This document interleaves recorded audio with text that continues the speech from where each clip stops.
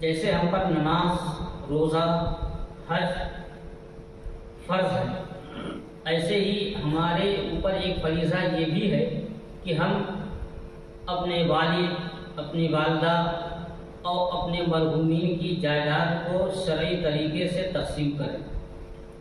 قرآن مقدس میں ارشاد ہے یوصیکم اللہ فی اولادکم للذکر مثل حظ الانثیین، اللہ تعالیٰ تمہیں تاکیدی حکم دیتا ہے کہ ایک مرد کا حصہ دو عورتوں کے برابر ہے۔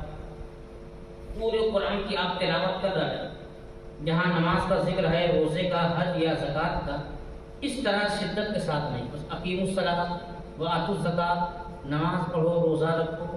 لیکن جہاں میراث تقسیم کرنے کا ذکر ہے وہاں یوصیکم اللہ تعالیٰ تمہیں تاکیدی حکم دیتا ہے۔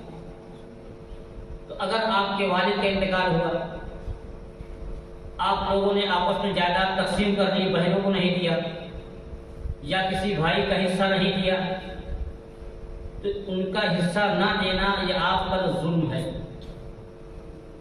حدیث شریف میں فرمایا گیا کہ اگر کوئی شخص کسی کی ایک بالش زمین ظلم کے طور پر لے لے تو اللہ تعالیٰ قیامت کے دن اسے ساتوں زمینوں میں دھسائے گا۔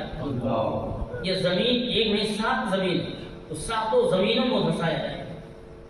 دوسری روایت میں فرمایا گیا کہ جو شخص کسی کی ایک بالش زمین لے لے گا تو ساتوں زمینوں سے جتنی زمین لے گا اتنی زمین کا اسے ہار پہنایا جائے گا۔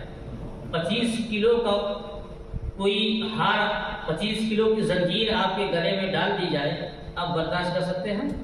اور اگر کسی کی آپ نے 100 بائی 100 زمین غصب کر لی ہے، کیا ساتوں زمین آپ اٹھا سکتے ہیں؟ یہ 1-2 منٹ نہیں، 1-2 دن نہیں، یہ عذاب اس دن کا ہوگا کہ ایک دن 50,000 سال کے برابر۔ آپ نماز پڑھیں، روزہ رکھیں، زکوٰۃ دیں، صدقہ کریں، لیکن اگر کسی کا حق نہیں دیں گے تو آپ کی یہ عبادتیں، یہ صدقات، یہ زکوٰۃ اس کا بدل نہیں ہو سکتی۔ اس لیے اپنے مورث کا مال صحیح طریقے سے ان کے وارثین کو دے کر، اور دنیا کی رسوائی سے بڑھ کر کے آخرت کی رسوائی ہے۔ ایک مرتبہ حضور اکرم صلی اللہ علیہ وسلم نے ارشاد فرمایا کہ قیامت کے دن ایک بندہ آئے گا، نیکیوں کا انبار ہوگا، دیکھ کر کے بہت خوش ہوگا۔ اتنے میں ایک صاحب حق آئے گا، کہے گا اے اللہ اس بندے پر میرا اتنا حق ہے، اس کی نیکیاں اس کو دے دی جائیں۔